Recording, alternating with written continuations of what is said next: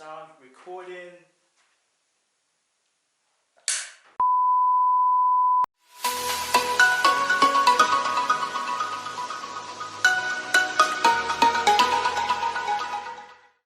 Hey everyone, my name is Romanah Malcolm, I'm 25 and I am a creative entrepreneur from Birmingham. So my mum enrolled me into dance class when I was 4, and ever since then I'd been going to dance classes, travelling up and down the country, competing, performing. Just every single weekend I was doing something with dancing, from Friday right up until Sunday, whether it was in classes, performing, or just doing something to do with dance, practicing in the living room, mashing up the lights. My mum would say, stop dancing, it's getting crazy, but like I've been dancing since I can't remember a time when I wasn't dancing. So I think that upbringing of just falling in love with the arts from a young age has just continued on into my adulthood, and now I'm like, obviously just dancing every day.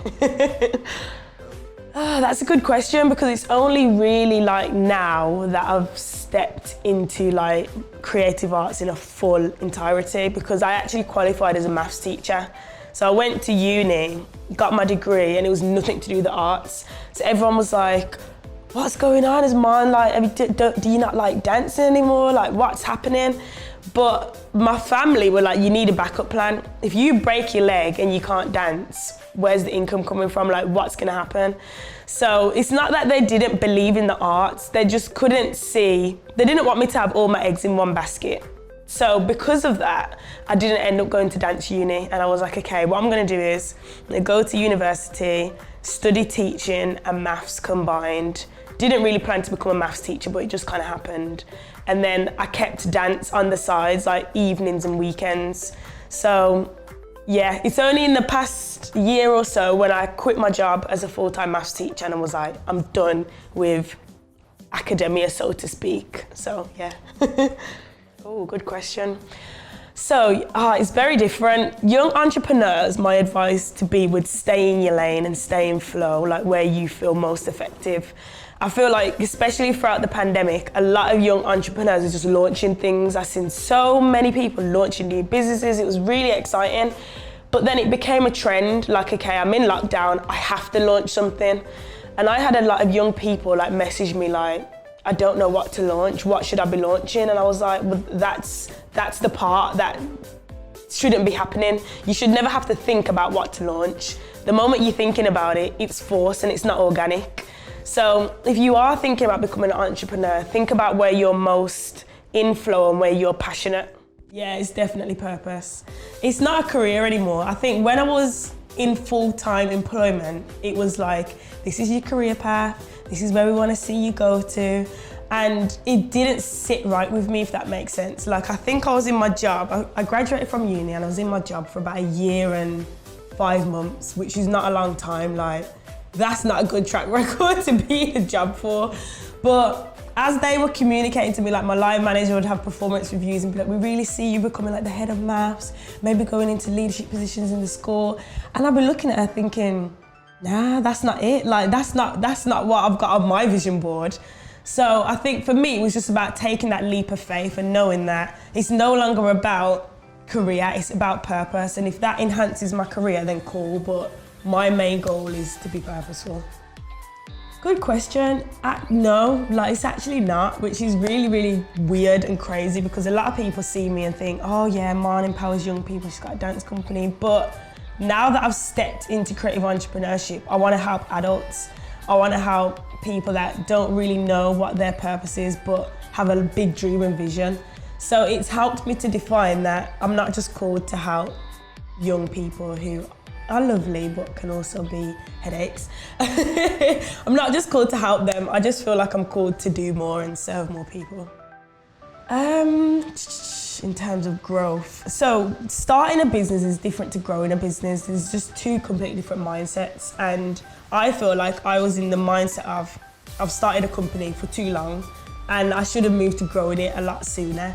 I started the company at 17, so I was still literally a baby. But my advice to young entrepreneurs would be, get a great team in place, because you can't grow without a team. and have systems and processes, document what you're doing along the way, and actually plan for growth. Sometimes we don't plan for growth, we just hope for the best. So I want to grow the company, okay, but what's the plans to do that? What strategies have you got in place? So yeah, that's my advice. Yeah, I get creative block a lot, but in terms of that, I just tune in with my creator. Like, God created me to be creative.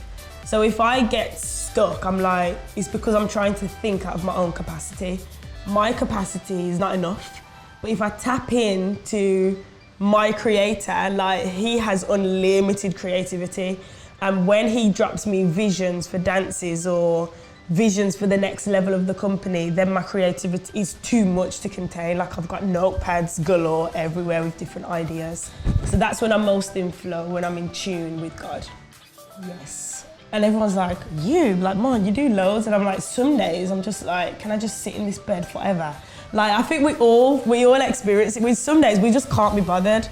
But for me, what I've realized is when you have those days, it's actually all right. Like, we've got into this generation where everyone's fast paced. You're not allowed to be demotivated, hard work every day, team don't sleep.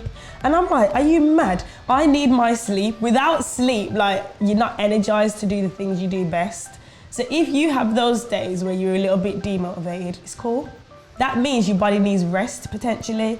Take the day off, chill, revitalize yourself, spend some time doing what energizes you, self-care, and then let's get ready to go again. I think it only becomes a problem when you're demotivated for too long. Like, just don't let it fester. But if you've got days where you want to chill, I'm all for that now.